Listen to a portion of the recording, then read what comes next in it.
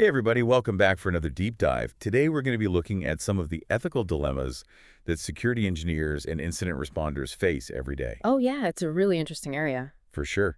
And luckily, you sent over some excellent resources for this deep dive. Oh, great. Yeah, we have codes of ethics from both ISC and Ethics First. Right. And we also have this really thoughtful article about some of the shared and unique challenges that come up in both of these fields. So I'm excited to jump in. Yeah, absolutely. I know you love to really get into the details of things. Yeah, So I think this is going to be a good one. me too. Okay. So maybe we can start with the basics here. Okay. We have these two codes of ethics, right? Uh-huh. ISC and Ethics First. Is it kind of like the ethical rule book for these professions? Exactly. They both sort of lay out like the ground rules. Okay. And while they have their own kind of spins on things, they both emphasize these core principles of protecting society, acting with integrity, and providing competent service. Oh. The ISC code actually boils these down to a really handy acronym, PAY-PA. PA. Yeah, Protect, Act, Provide, Advance. Protect, Act, Provide, Advance. PA. PP. I love it. Okay. So let's say I'm a security engineer. Right. What does protect society actually look like in my day-to-day work? Such a broad concept. Yeah. It means you're not just thinking about your company's interests, but the impact of your decisions on everyone else. Okay. For example, Ethics First has this case study where a researcher finds a vulnerability in hardware that's used by a ton of different manufacturers. Oh, wow. Now, disclosing that is obviously super important to protect people, Yeah. but doing it too early could actually put users at risk before there's a patch available. Oh, right. So figuring out who to tell, how much to disclose, and when to do it, that's where things get tricky. Right. That makes sense. It's a tough balancing act. Yeah. It kind of reminds me of those times when I'm using some new software and I get that feeling like it's collecting way too much data on me. As a security engineer, you might actually be the one building those features, even if you personally have concerns about privacy. Absolutely. That tension between security and privacy is a constant thing for security engineers. Yeah. It's a real tightrope walk. And that actually brings us to this core concept from the ISC code, the CIA triad. CIA, like not the spy agency, right? Right. Well, maybe there are some parallels there. Okay. But in this case, it stands for confidentiality, integrity, and availability. Got it. Confidentiality basically means keeping information secret and protected. Okay. Integrity means that data hasn't been messed with. Okay. And availability means making sure that systems and data are accessible when they need to be. All right. That makes sense.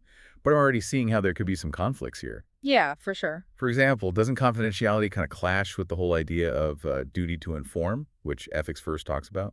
You're exactly right. A classic example is when an incident responder or a computer security incident response team, what they call a CRT, receives a report about an attack that's coming from one of their own constituents. Okay. They have an obligation to protect that source's confidentiality, Right. but informing the victim could actually help prevent more harm. Wow. Ethics First actually gives a specific case study about this exact scenario.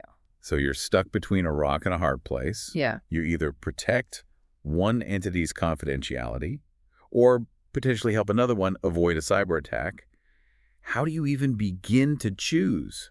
That's where really understanding the ethical principles and having these codes of ethics to guide you becomes really important. They don't necessarily give you the answer, but they give you a way to think it through. So it's about weighing the potential harms and benefits Yeah. and prioritizing certain ethical duties over others, depending on the situation. That's really helpful. But I'm curious, how do these codes account for the fact that security engineers and incident responders often have such different challenges? I mean, one is building systems, the other one is dealing with the aftermath when things go wrong. It's a great question, and it's something that this article we have here really digs into. For example, security engineers might have to make these really difficult decisions about whether to implement features that could compromise user privacy, even if those features improve security. Yeah, it's a tough one. Like imagine you're designing a system that uses facial recognition for building access. Okay. Super secure, right? Yeah. But it brings up all these privacy concerns about the data being collected. So do you go ahead and implement it, or do you try to find a less intrusive option, even if it's a bit less secure? These are the kinds of dilemmas security engineers face all the time. Yeah. It just sounds like it would be incredibly stressful. All these decisions all the time with such potentially huge consequences. Absolutely. And that actually leads into another important point that Ethics First makes, the duty to team health. Okay. Incident responders especially are constantly dealing with super stressful situations. Right. And there's just this pressure to stay ahead of the threats all the time. If Well, that isn't managed well, it can lead to burnout and even ethical lapses. right. You can't pour from an empty cup. Right. Exactly. If you're burnt out and exhausted, how are you supposed to make good decisions, let alone ethical ones? That's the thing. Ethics first really stresses how vital it is to create an environment where people feel supported, Okay. where they feel safe to raise concerns without worrying about backlash. Yeah. That psychological safety is so important. So it's not just about like individual well-being then. Yeah. It's about making a team culture that promotes ethical behavior. Exactly. It's like they say, if you see something, say something. But it has to be a place where that's actually encouraged. Yes. And that takes strong leadership, open communication, and a real commitment to ongoing training. Because the ethical landscape of cybersecurity is constantly changing, we need to equip our teams to navigate those changes responsibly. Speaking of evolving landscapes, let's get back to those jurisdictional boundaries for a second. Okay. It seems like such a minefield, especially for global companies. How do you keep track of all those different laws and regulations? Yeah, it's a huge challenge. Ethics first emphasizes working closely with legal counsel, especially in situations that cross borders. Okay. And it's not just for the big companies. Even small businesses need to be aware of the legal and ethical implications of what they do, especially with data protection and privacy. Ignorance isn't an excuse. Wow. So even if you're following the rules in your own country, it could still get in trouble somewhere else. That's right. That's really tricky. Are there any resources that can help with that? Absolutely. Organizations like the International Association of Privacy Professionals, they offer certifications and training specifically focused on data privacy laws and regulations. Oh. And there's tons of information available online, but you really have to be careful about the source. Right. So it's all about doing your due diligence, being proactive, really making the effort to stay informed. Yeah. It makes me think of the ISC code, all that emphasis on providing diligent and competent service. Exactly. And that brings us back to the core of what we've been talking about. Ethical decision-making isn't a one-time thing. Right. It's a constant process. Huh. It's about always evaluating your actions, thinking about the consequences, and trying to do what's right, even when it's hard. So it's not just about avoiding doing bad stuff. It's about actually trying to do good, right? Yeah. It's about using your skills and knowledge to make the world more secure and ethical. You got it. Yeah. It's not just about staying out of trouble. It's about making a positive impact. Ultimately, cybersecurity is about protecting people. Yeah. Their data, their privacy, their safety. And doing that well takes more than just technical expertise. It takes ethical awareness and a real dedication to doing the right thing. Yeah. And as technology keeps evolving, Yeah. it feels like it's moving faster and faster every day. Right. That commitment to ethical decision-making, that's got to be even more important. Yeah. It's not just about what we can do, it's what we should do. Absolutely. Think about all those emerging technologies, Yeah. artificial intelligence, machine learning, the Yeah. metaverse. Yeah. Every single one of those comes with this whole new set of ethical questions. It's like we're not just building firewalls anymore. Right.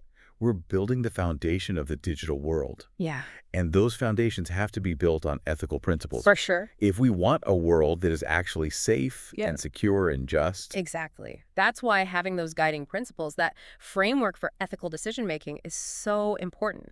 It's not about always having the right answer. Yeah. It's about knowing what questions to ask. So instead of getting lost in every new technology, we need to kind of develop a stronger ethical compass. Yeah. It's almost like learning to navigate by the stars instead of relying on a GPS that might be sending us in the wrong direction. Ooh, I like that. That's a good analogy because even with the GPS, you still need to know where you're going. Right. And you have to know how to change course when things change. So what are some of those stars then? Yeah. What are those key questions we should be asking ourselves? Well, the codes of ethics that we've been talking about are definitely a good starting point. Okay. Like the ISC code, protecting society, acting honorably, providing diligent service, advancing the profession. Those are all principles that can really guide us even in those tough spots. And then ethics first. Mm-hmm.